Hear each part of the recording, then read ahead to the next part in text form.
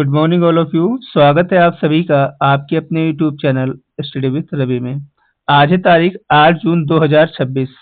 आज के इस इम्पोर्टेंट लेक्चर में हम कवर करेंगे करंट अफेयर के कुछ इंपॉर्टेंट क्वेश्चन जो आपके एग्जाम और नॉलेज दोनों के लिए बेहद महत्वपूर्ण है। तो चलिए शुरू करते हैं। पहला हमारा प्रश्न है, प्रतिवर्ष विश्व महासागर दिवस कब मनाया जाता है? तो ये मनाया जाता है 8 जून को। ठीक है, जान लेते हैं इसके बारे में। पहली बार जो इसको जो है 1992 में जो है मनाया गया था। ठीक है, ब्राजील के रियो डी जनेरियो में आयोजित एक शिखर सम्मेलन के दौरान जो है इसको जो है मनाने का कनाडा ने जो है प्रस्ताव रखा था। ठीक है, उद्देश्य क्या रहता है?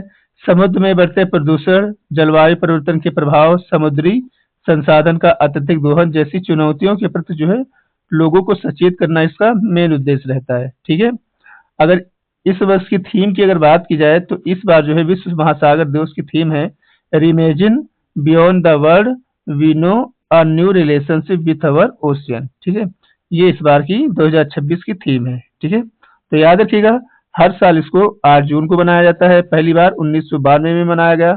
कनाडा द्वारा इसको जो मनाने का प्रस्ताव रखा गया। ठीक है, उद्देश्य क्या रहते हैं? समुद्र में बढ़ते प्रदूषण, जलवायु परिवर्तन के प्रभाव, समुद्री संसाधन का अत्यधिक दोहन। ठीक है, इसके प्रति जो है लोगों को सचेत करना इस बार का जो है इसका जो मेन उद्देश्य रहता है। ठीक है, तो याद रखिएगा विश्व महासागर दिवस हर साल 8 जून को मनाया जाता है। आगे बढ़ते हैं अगले क्वेश्चन की तरफ। वन्यजीव अपराधों के मैनेजमेंट के लिए भारत का पहला digital system hostile activity watch kernel किस राज्य में जो है लॉन्च किया है? तो इसको लॉन्च किया है केरलम में। ठीक है, यानी कि केरल ने। ये है क्या, पहले ये जान लेते हैं। ठीक है, यह एक क्लाउड आधारित जो है डिजिटल सॉफ्टवेयर है जिसे वन्य जीवों से जुड़े अपराधों, शिकार और संदिग्ध गतिविधियों की रियल टाइमिंग ट्रैकिंग के लिए बनाया गया है। ठीक है, जिसे जो है world life trust of India ने जापानी आईटी कंपनी ठीक है एनटीटी डाटा के सहयोग से तैयार किया जाता है। ठीक है, फिलहाल इसका मेन उद्देश्य यही निकल के आता है कि जानवरों के प्रति जो उनका अत्याचार होते हैं, ठीक, उनको रोकने के लिए इसको बनाया गया है। किसने बनाया है? तो इसको जो है केरल ने बनाया है, याद रखिएगा। ठीक है, नाम क्या इसका? हॉस्टाइल एक्टिविटी वॉच कर्नल इसका नाम रखा गया है। ठीक है, भारत का पहला डिजिटल जो है सिस्टम है जिसे केरला ने बनाया हुआ है। आगे बढ़ते हैं अगले क्वेश्चन की तरफ। अगला हमारा क्वेश्चन है, भारतीय पुरुष हॉकी टीम ने किस देश में आयोजित अंडर 18 एशिया कप 2026 का खिताब जीता है? ठीक है, आपका आंसर हो जाएगा जापान। ठीक है, जान लेते हैं इसके बारे में। 2026 में अंडर 18 हॉकी एशिया कप का खिताब जो है भारत ने जापान को फाइनल में हराकर जो है 4-1 से हराकर जापान को जीता हुआ है। ठीक है, इसका आयोजन जो है 29 मई से 6 जून के बीच जो है काका मिहारा जापान में खेला गया। ठीक है, भारत ने लगातार तीसरी बार ये खिताब जो है अपने नाम किया हुआ है।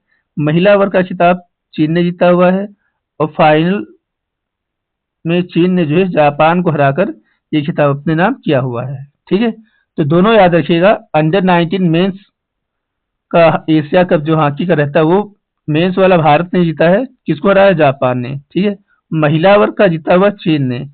उसमें चीन ने किसको हराया? चीन ने जापान को हराया है। ठीक है, दोनों में उप विजेता जो है वो जापान है। ठीक है, मेंस में भारत जीता है और वुमेन में चाइना। आयोजन कहाँ हुआ? तो काका मिहारा जापान में इसका आयोजन किया गया, ये भी याद रखिएगा। ठीक है, भारत ने लगातार ये जो है टूर्नामेंट तीसरी बार जीता हुआ है। चलिए आगे बढ़ते हैं। अगला हमारा प्रश्न है, हाल ही में मेटे फ्रेडरिक्सन को लगातार तीसरी बार किस देश का जो है प्रधानमंत्री नियुक्त किया गया है? आपका आंसर हो जाएगा डेनमार्क। जान लेते हैं इनके बारे में। ठीक है, ये जो है तीसरी बार लगातार जो है डेनमार्क की प्रधानमंत्री चुनी गई हैं। ये जून 2019 से ही कंटिन्यू जो है प्रधानमंत्री बनती आ रही है।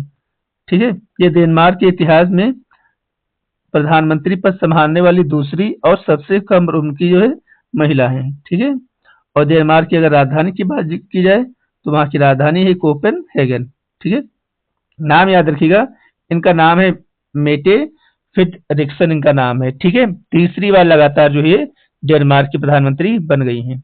आगे बढ़ते हैं अगले क्वेश्चन की तरफ।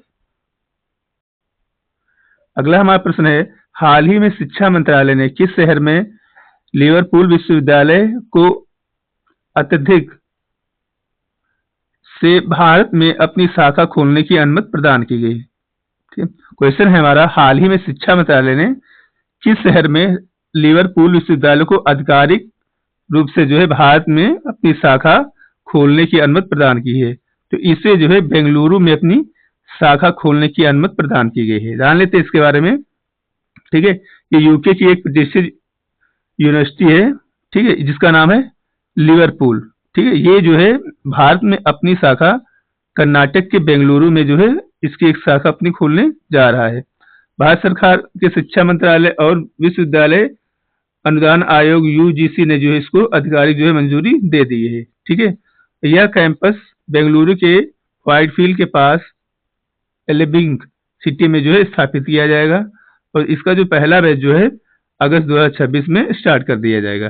ठीक है, तो याद रखिएगा यूके की कौन सी यूनिवर्सिटी है? तो उसका नाम है यूनिवर्सिटी ऑफ लिवरपूल। ठीक है, कर्नाटक में अपनी शाखा, कर्नाटक के बेंगलुरु में अपनी शाखा जो है खोलने जा रहा है। चलिए आगे बढ़ते हैं। अगला हमारा प्रश्न है, कौशल विकास और उद्यमिता मंत्रालय द्वारा भारत में जमीनी स्तर पर उद्यमिता को मजबूत करने के लिए नव प्रवृत्तियों को सशक्त जो है बनाने के लिए शुरू की गई नई पहल का क्या नाम है? तो इसका नाम रखा गया है नवाचार मंत्र।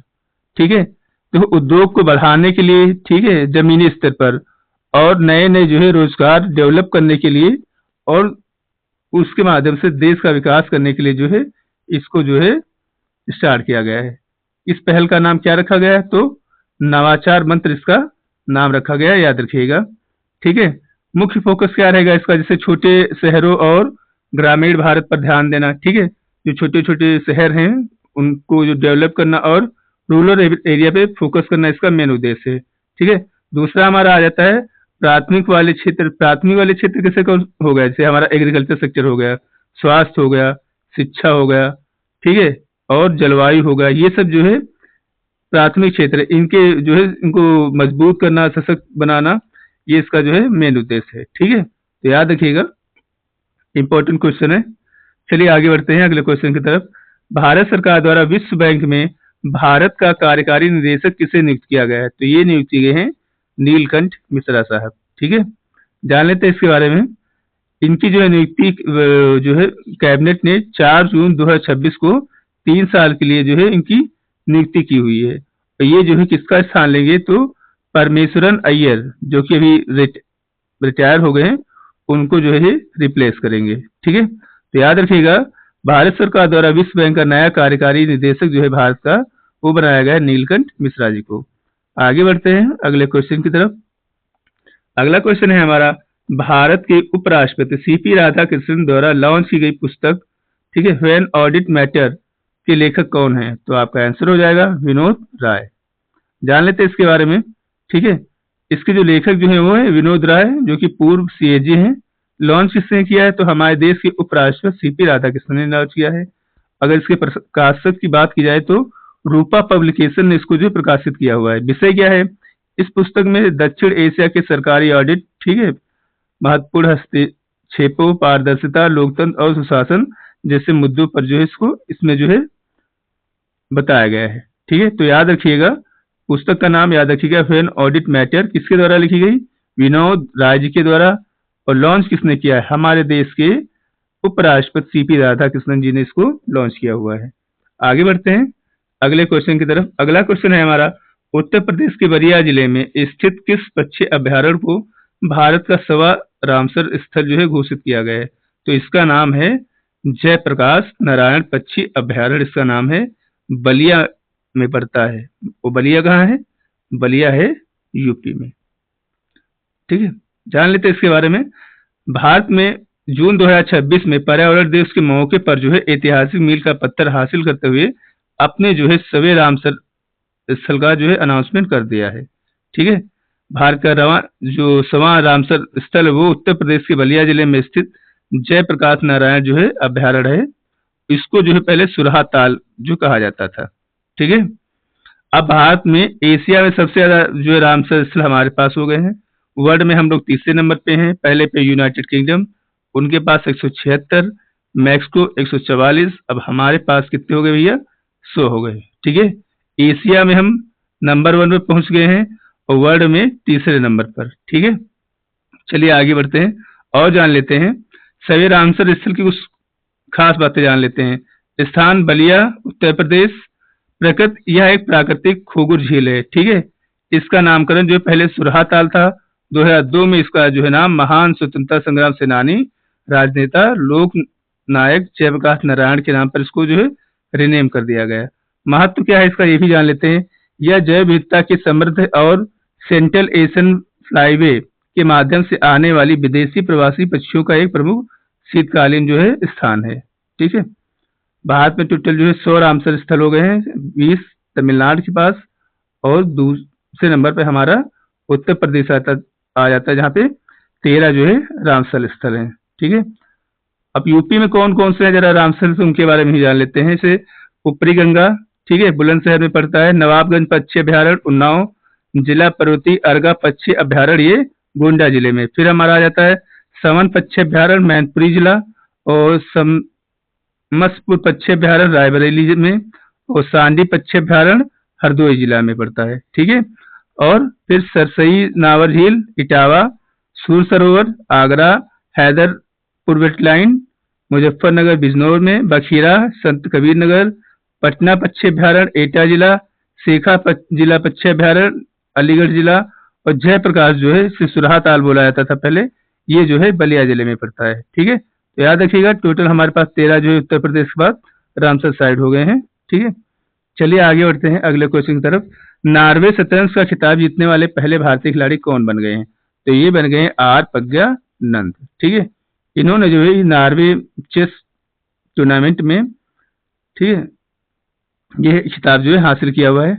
इन्होंने किसको हराया ये भी जान लेते हैं। ठीक है, इन्होंने इस टूर्नामेंट में दुनिया के नंबर 1 खिलाड़ी मैग्नस कार्लस को क्लासिकल मुकाबले में 2 बार हरा कर जो है ये खिताब जो है अपने नाम किया हुआ है, और ये जो है खिताब जीतने वाले पहले जो खिलाड़ी बन गए हैं। वहीं अगर महिला वर्ग की बात की जाए तो ये जीता है नॉर्वे चेस में महिला वर्ग का खिताब कजाकिस्तान की बीबा सारा आसाऊ बाएबा ने जो है ये खिताब जीता हुआ है। नाम याद रखिएगा, थोड़ा अजीब है। ठीक है, तो महिला वर्ग का बीबा सारा साऊ आसाऊ बाएबा ने, और पुरुष वर्ग का वो जीता आर प्रज्ञानंद ने। किसको हराया प्रज्ञानंद ने? तो मैग्नस कार्लस को जो है हराया हुआ है। ठीक है, और ये पुरस्कार जीतने वाले भारत के पहले खिलाड़ी भी बन गए हैं। ठीक है, चलिए आगे बढ़ते हैं अगले क्वेश्चन की तरफ। अगला हमारा क्वेश्चन है भारतीय वायुसेना के अगले उप प्रमुख के रूप में जो है किसे नियुक्त किया गया है? तो ये नियुक्त किए गए हैं एयर मार्शल आशुतोष दीक्षित। जान लेते हैं इनके बारे में। ठीक है, ये जो है वर्तमान उप एयर मार्शल नागेश कपूर का जो स्थान लेंगे। ठीक है, इनकी नियुक्ति चीफ ऑफ एग्रीमेंटेड डिफेंस स्टाफ के द्वारा की गई है, और वर्तमान में ये भारतीय वायुसेना के प्रमुख air chief marshal Amarpreet Singh का जो है वर्तमान में हमारे वायुसेना के जो प्रमुख हैं वो हैं air chief marshal Amarpreet Singh. ठीक है, तो ये हमारे देश से क्या बन जाएंगे? ये बन जाएंगे वायुसेना के अगले उप प्रमुख जो है नियुक्त किए गए। कौन है? Air marshal Ashutosh Dikshit. आगे बढ़ते हैं अगले क्वेश्चन की तरफ। अगला क्वेश्चन है हमारा केंद्रीय मंत्री अमित शाह ने किस शहर में पूर्वोत्तर परिषद के 73वें पूर्ण सत्र की जो है अध्यक्षता की है? तो आपका आंसर हो जाएगा शिलांग। ठीक है, जान लेते हैं इसके बारे में। यह जो है इसका जो आयोजन 4 जून 2026 को शिलांग में किया गया। यह पूर्वोत्तर परिषद का 73वां जो है पूर्ण सत्र था। ठीक है, और इसकी बैठक मेघालय की राजधानी शिलांग में की गई। ठीक है, जो बैठक में जो है उपाध्यक्ष और केंद्रीय डोनर मंत्री ज्योतिरादित्य सिंधिया, पूर्वोत्तर के 8 राज्यों के जो है राज्यपाल और मुख्यमंत्री इसमें शामिल हुए हैं। ठीक है, आज जो है होस्ट किसने किया? तो हमारे देश के होम मिनिस्टर अमित शाह जी ने इसको जो है होस्ट किया हुआ है। ठीक है, मुख्य एजेंडा क्या था कि ये जो पूर्वोत्तर के जो राज्य हैं उनके विकास, कनेक्टिविटी और नॉर्थ ईस्ट इन प्लान 2047 जैसी प्रमुख प्राथमिकताओं पर जो है विस्तार पर जो है चर्चा करना इसका मेन उद्देश्य था। ठीक है, तो चलिए आगे बढ़ते हैं अगले क्वेश्चन की तरफ। बलिंदर सिंह धालीवाल जिनका 67 वर्ष की आयु में निधन हो गया, 21 जो है खेल से जुड़े हुए थे। ठीक ठीक है, ये भैया जो है शॉटपुट जो है गोला फेंक से जुड़े हुए थे। ठीक है, अभी इनकी चंडीगढ़ में जो है डेथ हो गई है। ठीक है, जान लेते हैं इनके बारे में। इन्होंने जो है 1982 में जो है दिल्ली एशियाई खेलों में भारत के लिए जो कांस्य पदक जो है जीता था। ठीक है, ये जो 10 वर्षों तक लगातार जो है नेशनल चैंपियन के खिलाड़ी रहे और इनके इस क्षेत्र के योगदान के लिए भारत सरकार ने भी अर्जुन पुरस्कार से भी सम्मानित किया हुआ था। तो अभी इनका देहांत हो गया है। ठीक है, तो याद रखिएगा, इंपॉर्टेंट क्वेश्चन है, पूछा जा सकता है आपके एग्जाम में। चलिए आगे बढ़ते हैं अगले क्वेश्चन की तरफ। अगला क्वेश्चन है हमारा, हाल ही में भारत ने किस देश के साथ मिलकर महत्वपूर्ण खनिजों की आपूर्ति श्रृंखला वेधशाला के लिए जो है हस्ताक्षर किए हुए हैं? तो ये शुरू किया गया है इंग्लैंड के साथ। ठीक है, जान लेते हैं इसके बारे में। 4 जनवरी 2026 को भारत और यूके ने मिलकर critical minerals global supply chain observatory के लिए जो है औपचारिक रूप से इसको लॉन्च किया है। इसका मुख्य उद्देश्य क्या रहेगा? इसका मुख्य उद्देश्य भविष्य में तकनीकों जैसे इलेक्ट्रॉनिक वाहन, चिप, रिन्यूएबल एनर्जी, ठीक है, इसके लिए जो है आवश्यक महत्वपूर्ण खनिजों की चेन सप्लाई जो है उसको सुरक्षित और मजबूत बनाना इसका मेन उद्देश्य है। ठीक है, और यह समझौता भारत के कोयला एवं खान मंत्रालय और यूके के बीच जो है प्रौद्योगिकी और विशेषता को साझा करने के लिए हुआ है। ठीक है, याद रखिएगा। अगला हमारा प्रश्न है, प्रतिवर्ष संयुक्त राष्ट्र रूसी भाषा दिवस कब मनाया जाता है? तो ये मनाया जाता है 6 जून को। जान लेते हैं इसके बारे में। ठीक है, इसकी शुरुआत जो है 2010 में हुई थी। ठीक है, पहले जान लेते क्यों मनाया जाता है।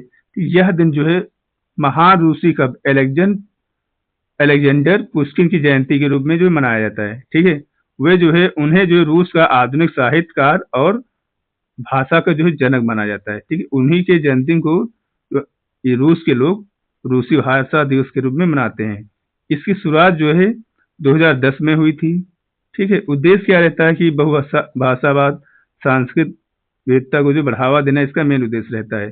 ठीक है, और रूस की भाषा की अगर बात की जाए तो ये संयुक्त राष्ट्र संघ की जो कामकाज वाली जो भाषाएं होती हैं उनमें भी ये आती है। ठीक है, अंग्रेजी आती है, अरब, चीनी, फ्रांसीसी, रूसी और स्पेनिश। ठीक है, तो इसको हर साल कब मनाया जाता है? तो 6 जून को इसको मनाया जाता है, याद रखिएगा। ठीक है, चलिए आगे बढ़ते हैं अगले क्वेश्चन की तरफ। अगला क्वेश्चन है हमारा, हाल ही में किस राज्य में पुण्य श्लोक अहिल्या देवी होलकर शेतकारी कर्ज मुक्त योजना जो है शुरू की गई? ये शुरू की गई भैया महाराष्ट्र में। महाराष्ट्र के सीएम देवेंद्र फडणवीस जी ने जो इसको शुरू किया हुआ है। जान लेते हैं इसके बारे में। ठीक है, इसके लिए जो कैबिनेट ने 36,585 करोड़ जो है रुपए जो है मंजूर किए हैं और जो राज्य के लगभग 56 लाख जो किसान हैं उनको जो है सीधा इससे फायदा होने वाला है। उद्देश्य क्या रहेगा कि राज्य में जो किसान कर्ज में दबे हुए हैं, जिनके ऊपर ज्यादा कर्ज हो गया, उनको जो है वित्तीय राहत प्रदान की जाए और ग्रामीण स्तर का जो अर्थव्यवस्था जो कमजोर है इनकी, उसको मजबूत किया जाए। ये इसका जो मेन जो है उद्देश्य रहेगा। ठीक है, तो याद रखिएगा, इसको कहाँ शुरू किया गया? महाराष्ट्र में शुरू किया गया है। चलिए आगे बढ़ते हैं अगले क्वेश्चन की तरफ। प्रिंसेस ऑफ स्टूडियांस स्पोर्ट्स अवार्ड 2026 से सम्मानित होने वाले पहले फुटबॉल खिलाड़ी कौन बने हैं? तो ये बन गए हैं लियोनेल मेसी। ठीक है, मेसी से याद रखिएगा, ये सेकंड नंबर के सबसे अमीर अरब फुटबॉलर भी बन गए हैं और पहले पे वो बने थे कौन? रोनाल्डो साहब। ठीक है, चलिए आगे बढ़ते हैं। तो आज के सेशन में इतना ही। आई होप आपको अगर आज का सेशन अच्छा लगा है तो वीडियो को लाइक कर दीजिएगा, शेयर कर दीजिएगा और चैनल को सब्सक्राइब कर लीजिएगा। मिलते हैं अगले वीडियो में, तब तक के लिए टेक केयर, बाय बाय।